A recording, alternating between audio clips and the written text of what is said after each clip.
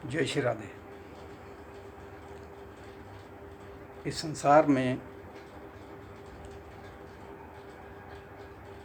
जो भी धन धान्य, सोना चांदी, पैसा कौड़ी, हीरा मोती, जितने भी भोग वस्तुएं, वो किसी एक व्यक्ति के लिए पर्याप्त नहीं है, ऐसा जानकर मुंह में नहीं पड़ना चाहिए। क्योंकि सब कुछ प्राप्त होने पर भी बहुत कुछ की इच्छा बनी रहती है।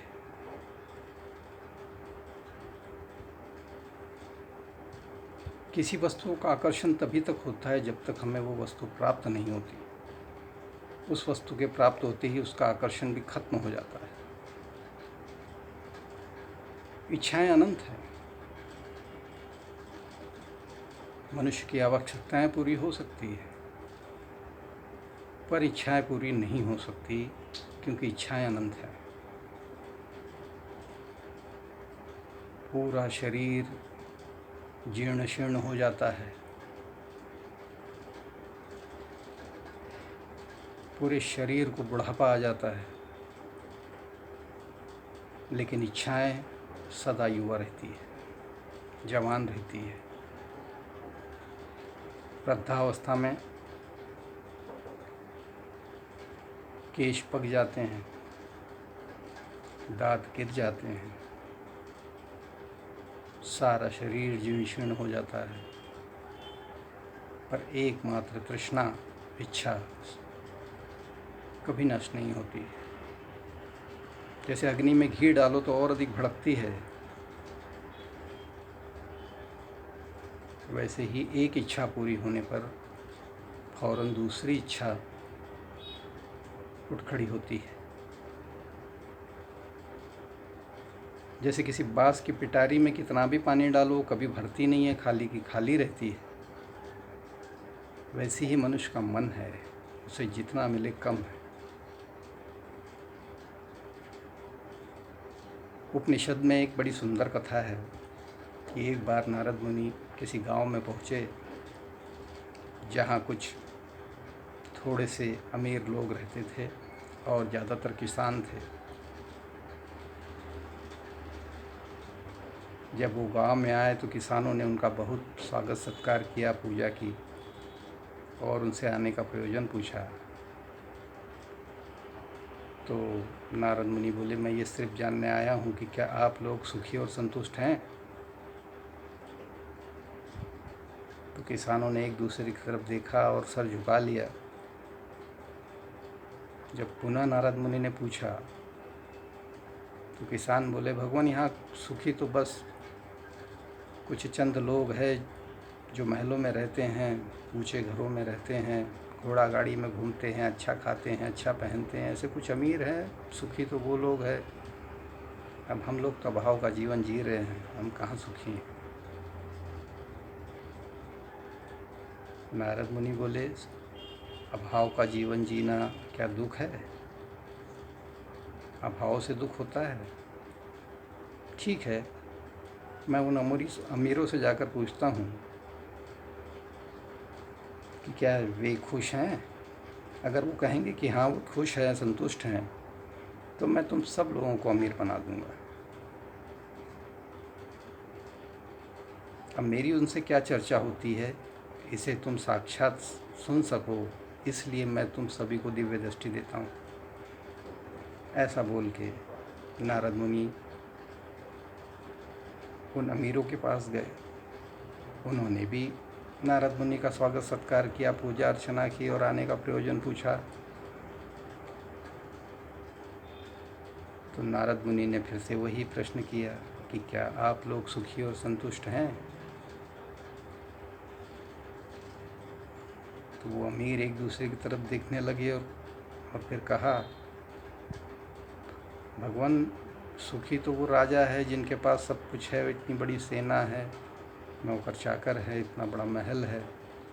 हम तो छोटे छोटे घरों में रहने वाले, हमारे पास ऐसा कुछ नहीं कि हम सुखी और संतुष्ट हों। तो नारद मुनि बोले, इसका मतलब तुम सुखी और संतुष्ट नहीं हो। तो उन सभी अमीरों ने ना कह दिया। तब नारद मुनि बोले, ठीक है, मैं राजा के पास जाता हूँ और उनसे कहता हूँ, उनसे पूछता हूँ कि क्या वे सुखी और संतुष्ट हैं। अगर राजा सुखी और संतुष्ट हुआ तो मैं तुम सबको राजा बना दूँगा, और अगर राजा संतुष्ट नहीं हुआ, सुखी नहीं हुआ, तो तुम यथावत रहोगे। इसके लिए मैं तुम्हें दिव्य चक्षु प्रदान करता हूँ, ताकि तुम खुद सुन सको कि राजा क्या कहता है। ऐसा कह के नारद मुनि राजा के पास चले गए। राजा ने भी उन्हें अग्रासन दिया, ऊँचे आसन पर बैठाया, पूजा अर्चना की और आने का प्रयोजन पूछा। तो नारद मुनि बोले, हे राजन, मैं तुमसे सिर्फ एक प्रश्न करने आया हूँ, और वो ये है कि क्या तुम इस जीवन से सुखी और संतुष्ट हो। तो राजा ने मुस्कुरा कर कहा, हे भगवान, मेरे पास है ही क्या जो मैं सुखी और संतुष्ट कहलाऊँ। ये छोटा सा राजमहल है, छोटी सी सेना है। सुखी तो वो महाराज है जिनके मातहत हम जैसे दर्जनों राजा आते हैं। उनके पास बड़ी सेना है, कई महल है, हमसे बड़ा महल है, हमसे ज़्यादा नौकर चाकर है, हमसे ज़्यादा वाहन हैं। सुखी तो वो हैं, हम तो बहुत छोटे राजा हैं। तो नारद मुनि बोले, इसका मतलब तुम सुखी और संतुष्ट नहीं हो।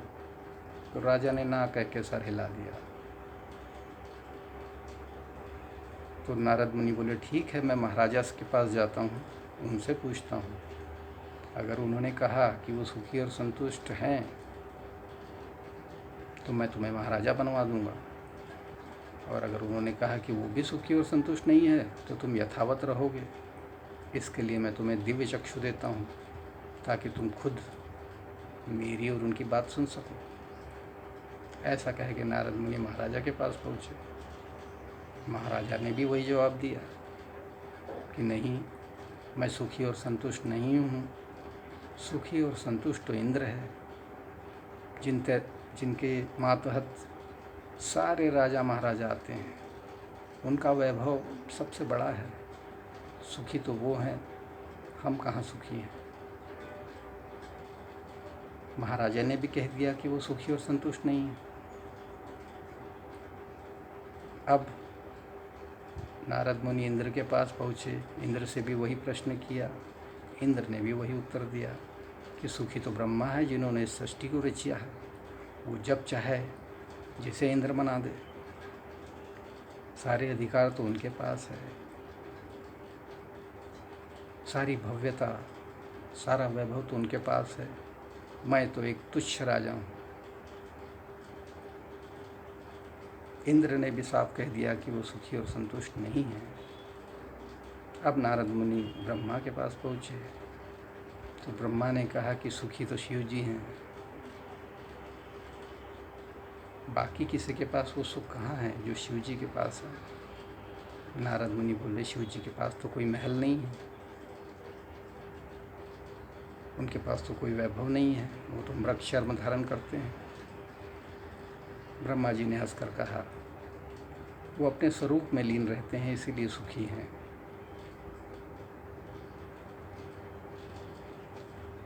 कहने का तात्पर्य ये है,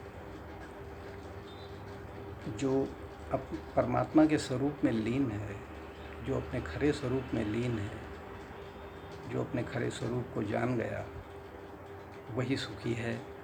उसे ही सदा रहने वाली शांति और आनंद की प्राप्ति होती है, क्योंकि सुख अंदर होता है, बाहर नहीं। नश्वर संसार के नश्वर भोग,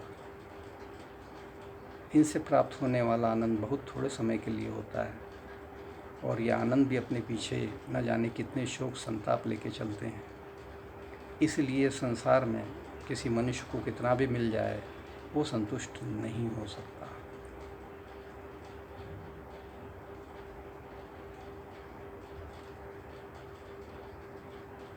इसीलिए मनुष्य को चाहिए कि सदा सत्संग का पान करें। भगवान कृष्ण ने भी गीता में यही कहा है, जब मनुष्य अपनी समस्त इच्छाओं का त्याग कर देता है तो उसे सदा रहने वाली शांति और आनंद की प्राप्ति हो जाती है, और वो जन्म मृत्यु के बंधन से छूट जाता है। तो आज बस इतना ही। शेष विशेष अगली बार। जय श्री राधे।